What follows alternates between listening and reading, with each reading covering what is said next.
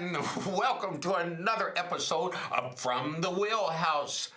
My name is Captain Mark Stevenson, and I'm so glad that I'm with you this evening. I get a chance to tell you about the wonderful things that's happening on the waterways throughout the Midwest and throughout our country, really.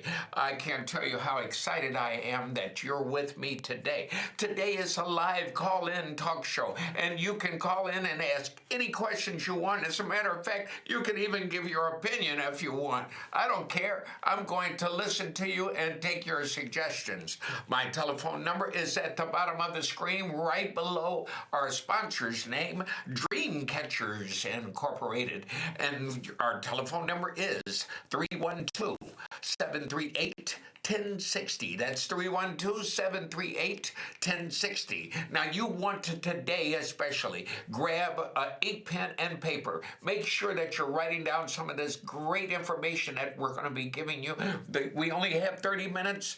And as a matter of fact, I think we only got 27 minutes left. So we're going to make sure we dig right into this and give you some information. I'm going to make sure I start by giving you my telephone number a couple of times. So don't worry about if you don't catch it the first time. But you can text me or call me, and I'll make sure I provide whatever information you need to know. You can reach Captain Mark at 312-437-2230. That's 312-437-2230. I'm going to show you a picture right now of one of my teachers. Boy, oh boy, let's get to overhead on. You can hardly see this guy, but if you can, you'll see Captain Bob Johnson. He's no longer with us, but this was one of my teachers, one of my main mentors. On this card, I'm going to read you a phrase that he said. He said, "Stick to your price, and you will open the doors for those who replace you." Stick to your price, and you'll open the doors for those who will replace you. Now, I'm going to tell you, Captain Bob Johnson was certainly one of my teachers, but I can tell you this. One of my other teachers was Captain Bill Pickney. Now, you're looking at right now, you're going to look at a cover sheet to something that you're going to be able to see on YouTube. This is called The Incredible Voyage of Bill Pickney, Pinkney, Pinkney. Now, Captain Pinkney, he did a wonderful, wonderful video that I'm going to share with you all. When Bill Pinkney sailed solo around the world via... We're going to talk about this in just a second. I want you to share some of the things that Captain Bill Pinkney did, some of the things that he did to change everything that there is about sailing. You see, Captain Bill Pinkney was the first African American or black person from any country to sail around the world solo. He did that in 2.5 years. Yes, he did. They say as a sailor, you really never know who you are until you spend at least a month with yourself, by yourself. We're going to ask Captain Pinkney about that, because guess what? Today, he's calling in from sunny Puerto Rico, and he'll be with us in just a few minutes. So dig in and take a listen and a gander to this. And educate children. Last year, he was honored for those efforts and more with a Lifetime Achievement Award from the National Sailing Hall of Fame. Special correspondent Mike Saray has the story. Newport, Rhode Island's world-class sailing, stately seaside mansions, prestigious yacht clubs, and Bill Pinkney's historic induction into its National Sailing Hall of Fame. A world away from where he grew up on Chicago's South Side. I'm the first person of African descent to be a part of this, to be recognized for my efforts as a sailor, not as an African American, but as a sailor. The sea doesn't care what your economic status is, your religion, your nationality, your sex. It doesn't care what you think. It cares one thing. I am the sea.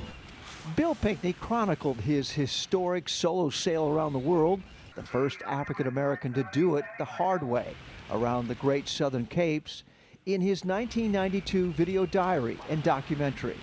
It's been very, very rough. For 7 days I've had nothing but bad weather. The boat's been knocked on its side a couple of times.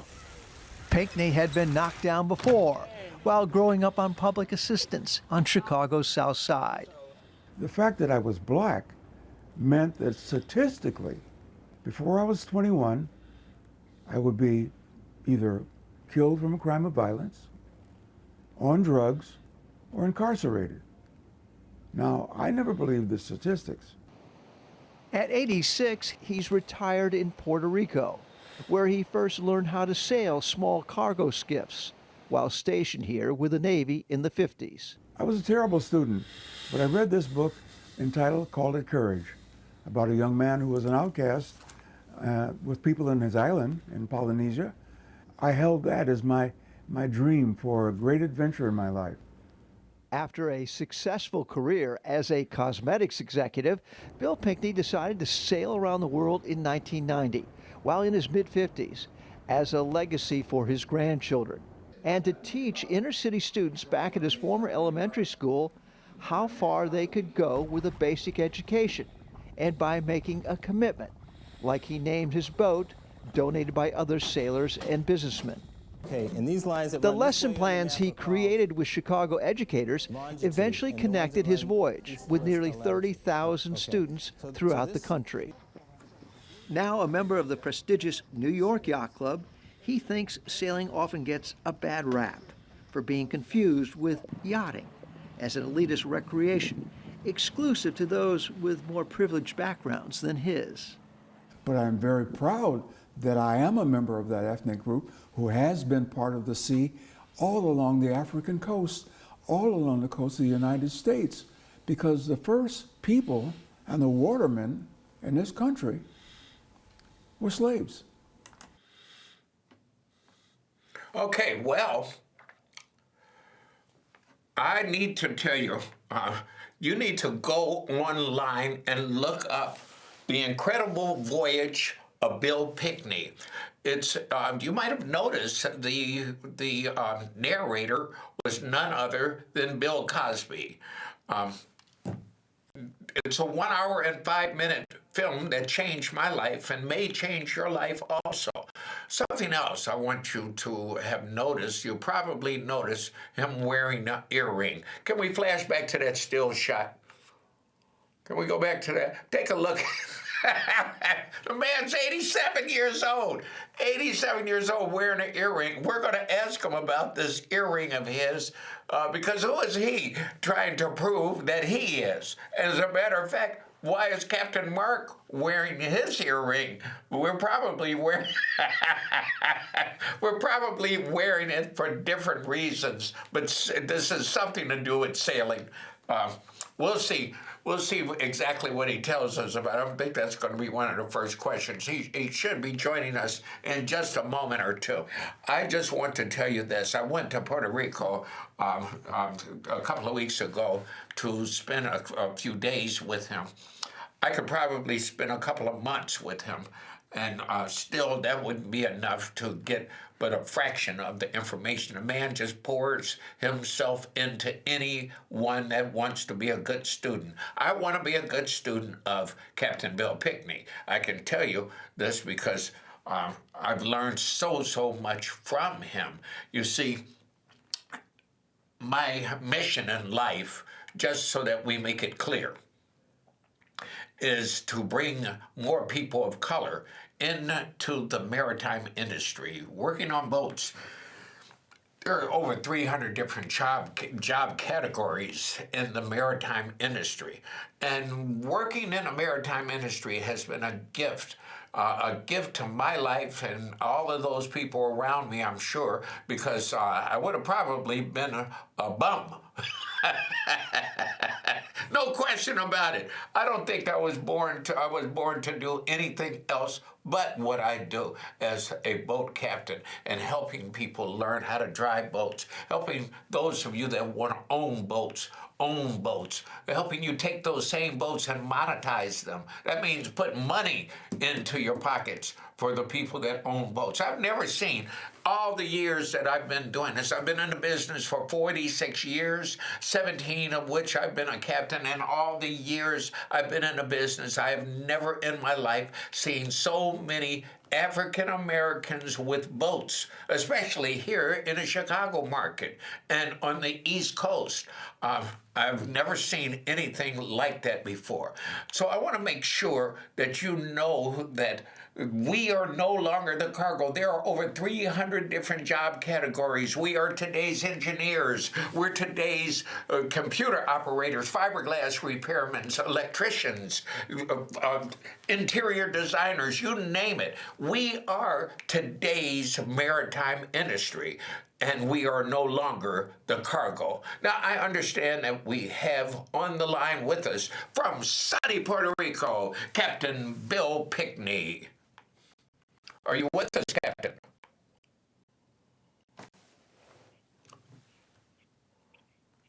Speak up. Are you with us, Captain? I need to know that you're with us. Just talk at anytime, so that I know that you're with us.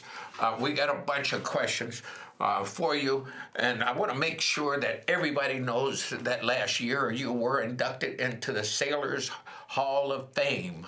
And one of the things that you said that really impressed me was that you were not brought into that group because you were a black sailor.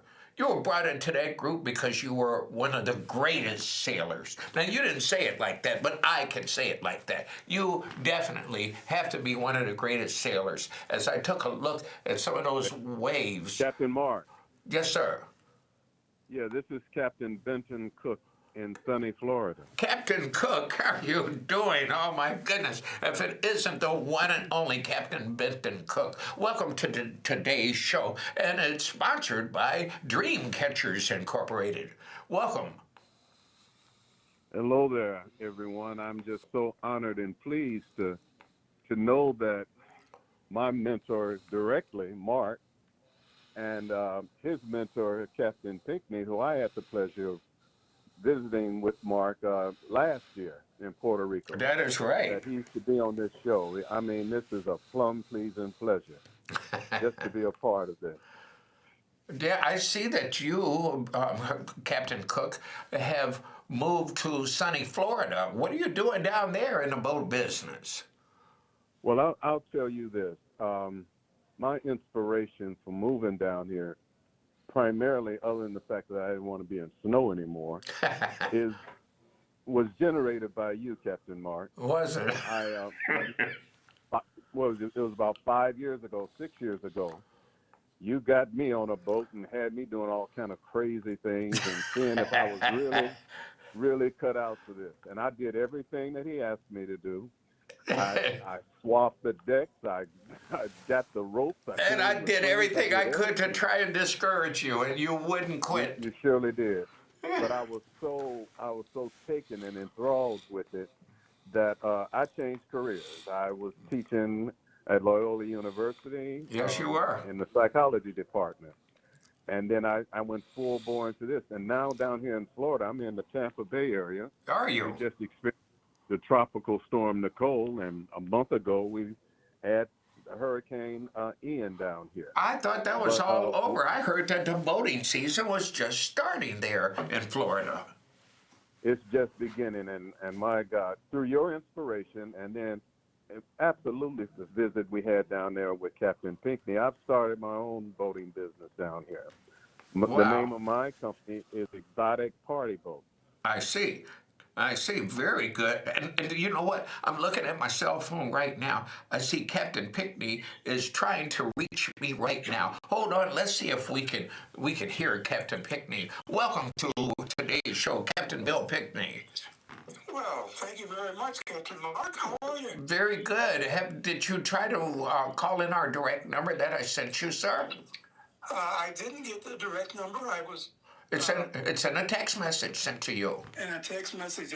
So Jessica, I'm on the internet, and I didn't get it directly on my phone. Okay, well, let me just ask you this. Grab an ink pen, because I'm about to say the number again for you and our audience who is eagerly awaiting you to join us. If you want to call in and ask Captain Bill Pickney a question, and he's going to be on our show live in just a few minutes, the telephone number is 312-738-1060. That's 312-738-1060. 1060. Now, Captain Pickney, did you get that? I got it. Very good. Call in. Our engineers are waiting for you right now. Okay, I'll call you right now. Very good. Captain Cook. Yes, sir. Man, I just can't tell you. I looked at the weather. I looked at the weather report today, and it says it's going to go down to 32 tonight. Man, let me tell you. Do you have a cot or a pillow or a corner or some type of floor space that a captain can shoot down from Chicago and come down there and try and soak up some of that sun? Captain Mark, you've been down here before. You know my setup.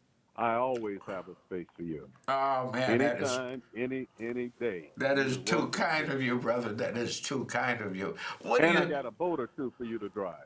Oh, man, gonna put me to work, huh? What do you think about the phrase that I stole from you, that we are no longer the cargo? Well, you should finish it. We're no longer the cargo. We're the captain. We are the Finish captains. it up. And we're 300 other different job categories. Thank you so much for calling. Ladies and gentlemen, you've been listening to Captain Benton Cook.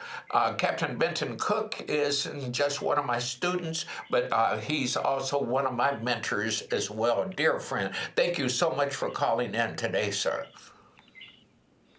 Now, we have on the line with us, drum roll.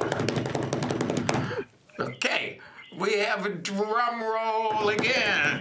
Captain Bill Pickney, welcome to today's show from the Wheelhouse. Well, thank you. Coming to you from the sunny climes of the South. Ah, that is right. You know, we have a picture of you on the screen right now. We're going to show this picture of you, and you have something that is in your ear. It looks like a piece of metal. Man, are you wearing an earring? Yes, I am. I'm wearing a gold earring that I purchased in Hobart, Tasmania, in preparation for my rounding of Cape Horn, because you know that's the tradition. Coming back from many centuries of sailing, that when you round Cape Horn, you pierce your ear closest to Cape Horn with a sailmaker's needle and insert a piece of gold. And that piece of gold designates that you are then officially a Cape Horner. Well, Captain Pickney, I can tell you that earring of yours. First of all, you rounded Cape Horn on your journey around the world, and I have an earring too. The folks at home are looking at my earring, but I'm going to tell you, it's not stolen valor. This is just me and my ego. When I was coming up, wearing an earring was just so cool. And as I became a sailor and I saw that people recognize that we wear earrings after having rounded Cape Horn, so many people have given me credit for doing so, which I have not done, that I just decided to leave the earring in while I'm in uniform. Well, you know something very interesting? Yes, sir. Just a few days ago, up in Newport, Rhode Island, in the National Sailing Hall of Fame, another person of African descent was initiated into the Hall of Fame, and his name is Absalom Boston. Wow. He has a gold earring in both ears. It means that he rounded Cape Horn from west to east and from east to west. Now, Cape Horn is Ship captain. Cape Horn is at the tip of South America, right? That's right, of the South American continent. Well, what was you doing down there, man? That is pretty tough to travel like that. That is something special. You know, let me just ask you this, because we only have a short amount of time for this show. I want to ask you about how you have educated so many Americans, not just Chicago public school children, but how you have used your pull and your experience to be able to educate young people in geography, in what we call the math, um, science. I forget what it's called now. I went blank there, but you have taught them mathematics. You've taught science, geography, all of this in one lesson. How did you come about doing this? Well, one of the things is that the sea teaches you on many levels. It teaches you about weather. It teaches you about sailing. It teaches you about water. It teaches you most of all about yourself. Yes. And the attributes that you learn in school teach you the scientific portions of it, but the sea teaches you the most important part, the mental aspect of it. And teaching, in using my example, young people were able to see how I use math, science, social studies, geography, and history of the sea, Yes. which involves people of color. And as I was saying before, Absalom Boston became a member of the Hall of Fame this past week. He was a whale ship captain, and he was a whale ship captain in 1822. 1822. To have an all-black crew. Wow. Wow. It's simply amazing. Again, that's education. Say his name again, because our viewers want to go on YouTube and on Google and do some research on him. What's his name again? Absalom, Absolom, Boston, as in the city. Okay. Speaking of slave ships, you're also. Wait a minute, that was not a slave ship. That was a whaling vessel. He was a whale ship captain. Ah, okay. It was just back then, so I'm thinking slave ships. But you have something to that's do. The problem. That's the problem, Captain Mark. Yes, sir. People think of black people on ships as slave ships. That's a misnomer. What do you mean? There were no black captains. There were no black sailors. There were no black whalers. There were no black carpenters. There were no black sail makers. I can give you 3 books to read right this minute in print that'll tell you very different. Really? One is Blackjacks. Blackjacks. By Jeffrey Bolster. Jeffrey Bolster, a bad man. Bad man from the University of Chicago. Yeah, go ahead. Jeffrey Bolster was one. The other person that you want to read is about whale ships. You were talking about whale ships. Well, there's a book that was just released recently about whalers, and it was by a gentleman who was, matter of fact, at my table at the America and the Sea Award this past week, and his name is Skip Finley. Why should He's from Martha's Vineyard. Skip Finley? He wrote a book. Yes. Wow, why should we be so happy? Why should we be so happy and proud of whalers? They didn't do anything but kill whales. Why did they kill all of those whales? If that's a perspective, I think that we're going to be at loggerheads about that, Captain, because it was more than just going out and killing whales. It was an industry that provided what petroleum does today. You mean they used the blubber from whales to do things like light lamps and stuff? More than just light lamps. I think the best thing to do is to read his book. It's called Whale Ship Captains of Color, and it's by Skip Finley. Wow. And you can read more about it and find out the true story. And because people guess. Yes, sir. Assume, yes, and sir. we should never assume, because you know what that means. Very good. You know, I'm just joking with you about these things, because a lot of our Well, they're very serious to me. a lot of our viewers don't realize that there were African Americans across the board that did everything in shipyards and so forth, and building. We used to be the ones to build ships, and I can tell you, Captain, not just building the ships, but building the sails and making sure the engineering issues were answered, and all of this stuff is stuff that has been swept under the rug. So I thank you for that. You said there was a third book, though. Okay, the third book that I would like you to read is by a woman who has passed on, unfortunately. Her name is Martha Putney, Putney. Yes, sir. And she wrote one of the early books about black whalemen and merchantmen on the sea.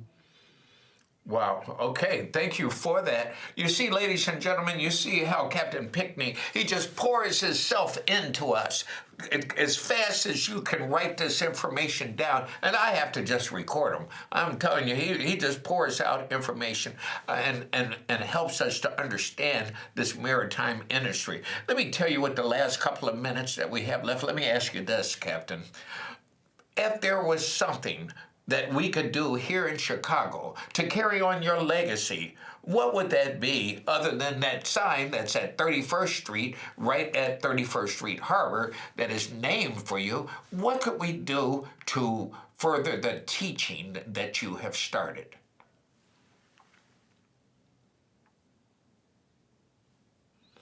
Captain? Well, I guess we lost him then, huh? I guess we lost it, Captain. But I wanted to let you know that Captain Bill Pinckney, he was responsible. He was responsible for training thousands of Chicago students. Do you know that they followed him with shortwave radios?